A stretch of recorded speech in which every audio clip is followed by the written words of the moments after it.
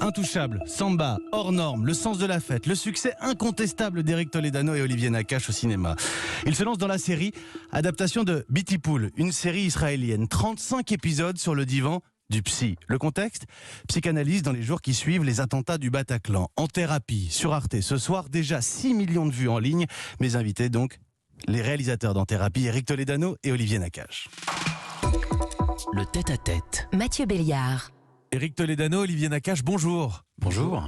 Alors le monde ne cesse de se fermer, de se refermer, et vous nous proposez un huis clos. Oui, c'est notre façon à nous de s'ouvrir à vous. Cela dit, vous avez terminé le tournage, je crois, juste avant le confinement. Ouais, 3 jours avant le premier confinement, en faisant on a fait une fête de fin de tournage vraiment 3 jours avant le premier confinement. On s'attendait pas du tout à ça. On appelait la cluster party. Et on venait de passer 70 jours confinés dans ce cabinet de psychanalyse, donc ça a été pour nous une continuité. Mais c'est vrai que là, le timing est très particulier pour nous. Cette série sort dans ce moment-là très particulier de notre histoire. C'était ma dernière question. J'en déduis que la saison 2 sera celle du Covid. On y réfléchit.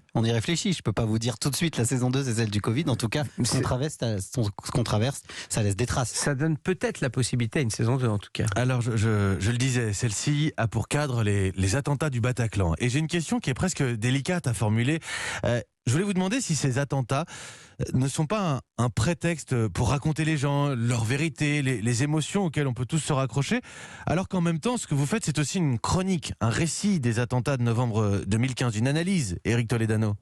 C'est pas un prétexte, parce qu'on ne cherche pas de prétexte quand on écrit, c'est plus une nécessité de verbaliser à un moment où le manque de verbalisation pourrait être dangereux. Si on avance comme on avance de façon effrénée en ce moment dans un rapport au temps qui est étrange, où il y a moins de réflexion, moins de profondeur et où on veut tout de suite, si à un moment on ne regarde pas un tout petit peu dans le rétro et si on n'analyse pas pourquoi on devient fragile, quel impact ont ces attentats sur nous, sur nos enfants, sur nos vies, alors je pense qu'on devient moins humain.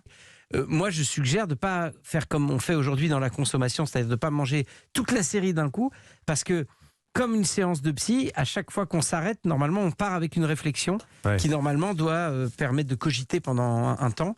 Il y a, en tout cas, dans le rituel que représente la psychanalyse, de remettre, en tout cas, le temps long. Et donc, effectivement, à tout manger d'un coup, on grille un peu les étapes. C'est vrai que moi, j'ai regardé les épisodes d'une traite. Peut-être qu'il faut un peu prendre le temps. Alors, on entre en psychanalyse avec vous, et on observe que les personnages se sentent uniques face au psy, parfois même plus fort que lui. On entend des je sais bien ce que vous faites, vous voulez me faire dire que, etc.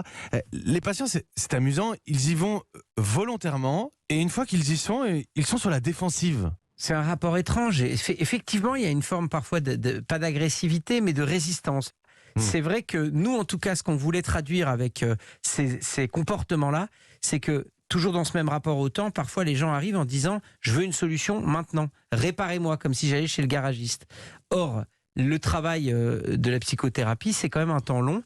Il s'agit d'un problème psychique, il y a un problème de traumatisme ou alors de fragilité. Il faut donc rentrer dans un travail où chacun va aller à la recherche de son narratif, de ce qui lui est arrivé pour lui donner une interprétation peut-être différente. Olivier Nakache, il faut accepter de perdre le contrôle.